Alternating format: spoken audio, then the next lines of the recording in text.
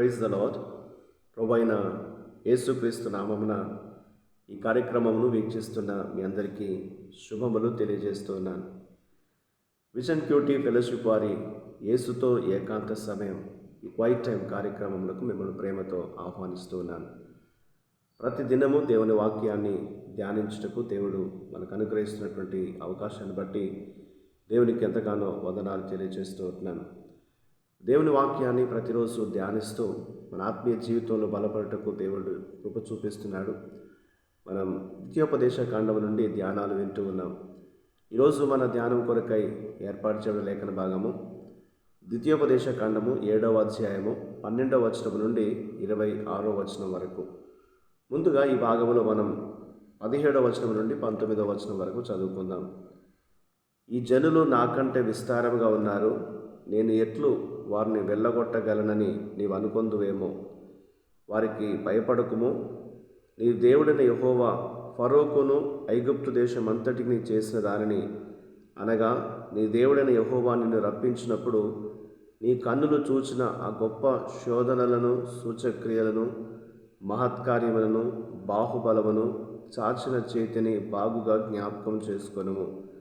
నీకు భయం పుట్టించుచున్న ఆ జనులకందరికీ నీ దేవుడైన యెహోవా అలాగే చేయును. ఈనాటి లేఖన భాగం ఆధారంగా మనం ఏర్పాటు చేసుకున్న అంశం ఏదనగా భయపడకుడి, డు నాట్ బీ అఫ్రైడ్. నేటి వాక్య భాగం యొక్క సారాంశాన్ని మనం ఆలోచించినట్లయితే, ఇశ్రాయేలు ప్రజలు దేవుని నియమాలకు, దేవుని కట్టడలకు లోబడి జీవించినట్లయితే దేవుడు వారికి ఆశీర్వాదాలను ఇస్తానని వాగ్దానం చేస్తూ ఉన్నాడు. ఇశ్రాయేలు ప్రజలు వారిని ఆశీర్వదించిన దేవునిపై నమ్మకం ఉంచి కనానీయులను ఓడించాలని వారు పిలుపునియబడ్డారు. దేవుడు ఐగుప్తును ఓడించిన విధంగానే కానాను కూడా ఓడించబడుతుందని వారికి అభయం ఇచ్చినాడు. ఇశ్రాయేలు ప్రజలు చేయవలసిందల్లా దేవుడు వారికి ఇస్తున్నటువంటి ఆ దేశము నుండి ఇతరమైనటువంటి విగ్రహాలను తొలగించుకోవడము. వారు ఏమాత్రం రెండవ ఆలోచన చేయకుండా ప్రతి విధమైనటువంటి దేవునికి అయిష్టమైనటువంటి వాటన్నిటిని కూడా తొలగించి వాటి నుంచి వారు దూరంగా ఉండాలని దేవుడు వారికి జ్ఞాపకం చేస్తూ ఉంటున్నాడు. ఎందుకనగా వాటి ద్వారా వారు మరలా దేవునికి దూరమై ఆత్మీయమైనటువంటి శోధనకు గురి కాగలిగే ప్రమాదం ఉంది అనేది దేవుడు జ్ఞాపకం చేస్తూ ఉంటున్నాడు. దేవుణ్ణి మనకు దూరం చేసేటువంటి ప్రతిదాన్ని మనం తొలగించాలనేది దేవుడు మనకు జ్ఞాపకం చేస్తూ ఉంటున్నాడు. దాని మీద నుండి మన మనసును మనం తీసివేసుకొని మన దృష్టి మనకు విజయాన్ని ఇస్తున్నటువంటి లేక మనం నడిపిస్తున్నటువంటి దేవుని మీద మనం ఉంచాలి అనేది దేవుడు మనకు ఈ లేఖనం ద్వారా జ్ఞాపకం చేస్తూ ఉంటున్నాడు. ఇందులో దేవుడు ఏమై ఉన్నాడు, దేవుడు ఎవరు అని మనం ఆలోచన చేసినట్లయితే 12వ వచనం నుండి 15వ వచనం వరకు దేవుడు వాక్యానికి లోబడే వారిని ఆశీర్వదించువాడు.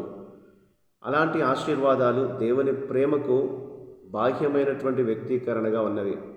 దేవుడు మనల్ని ప్రేమిస్తున్నాడని సూచనగా ఆయన మనల్ని దీవిస్తాడు అనేది దేవుని వాక్యంలో మనం చూస్తూ ఉన్నాం.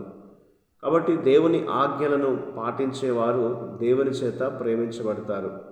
యోహాను సువార్త 14వ అధ్యాయం 21వ వచనంలో కూడా ఈ మాట మనం చూస్తాం. దేవుడు వాగ్దానం చేసినటువంటి ఆశీర్వాదాలను ఎవరైతే దేవుని ప్రేమిస్తారో వారు అనుభవిస్తారని వాక్యం మనకు సెలవిస్తుంది. కాబట్టి దేవుడు మనకు ఇచ్చినటువంటి శ్రేష్టమైన ఆశీర్వాదాలు ఏంటనగా ఆయన రాజ్యము, ఆయన నిత్య జీవాన్ని మనకు దయచేస్తూ ఉన్నాడు.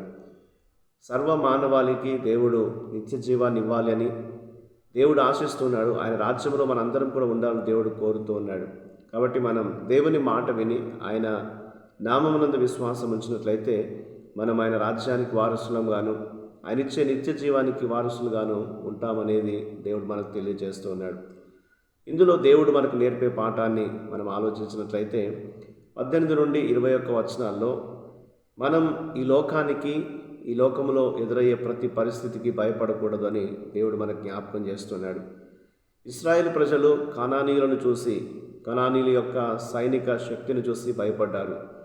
ఏదేమైనప్పటికీ దేవుడు సృష్టి కాలం నుండి నేటి వరకు ప్రపంచం మొత్తాన్ని ఎలా పరిపాలిస్తున్నాడో మనం గుర్తుంచుకుంటే మనము అన్ని భయాలను అధిగమించవచ్చును.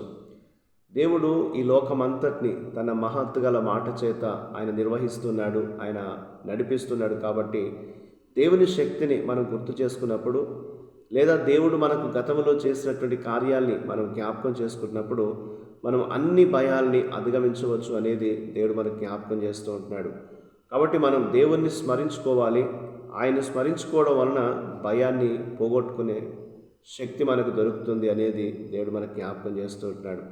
ఈ రోజున మనం దేని విషయంలోనైనా భయపడుతున్నా సరే ప్రభు వైపు మనం చూడాలి, ఆయన శక్తిని ఆశ్రయించాలి.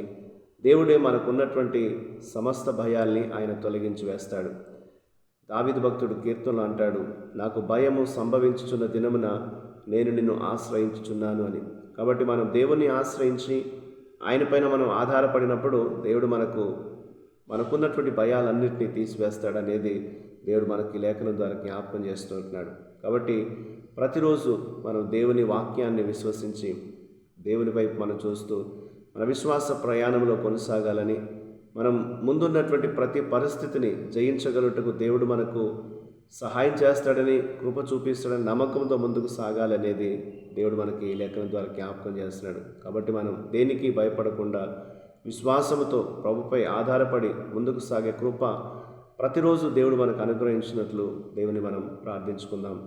మా ప్రియమైన దేవ, మా పరలోకపు తండ్రి, మీ కృపతో మమ్మల్ని నడిపిస్తున్నందుకు నీకు వందనాలు. ప్రభా, మేము నీ వాక్యాన్ని అనుసరిస్తుండగా ఈ లోకానికి కానీ ఈ లోక పరిస్థితులు కానీ మేము భయపడకుండా కేవలం నీకు మాత్రమే భయపడినట్లు, నీపైన ఆధారపడి జీవించినట్లు మాకు సహాయం చేయమని, మీ కృప ద్వారా మమ్మల్ని నడిపించమని యేసుక్రీస్తు పరిశుద్ధ నామములో అడిగి ప్రార్థిస్తున్నాను తండ్రి. ఆమేన్.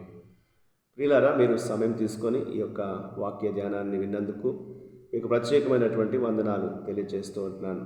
అనుదినము అందించబడుతున్నటువంటి యొక్క డైలీ రిఫ్లెక్షన్స్ మీకు ఆశీర్వాదకరంగా, మేలుకరంగా ఉన్నట్లయితే మీ యొక్క అనుభవాలను మాతో పంచుకోవాలని కోరుతూ ఉంటున్నాను. దేవుని కృప మనకు ఎప్పుడూ తోడై ఉండి కాపాడునుగాక. ఆమేన్.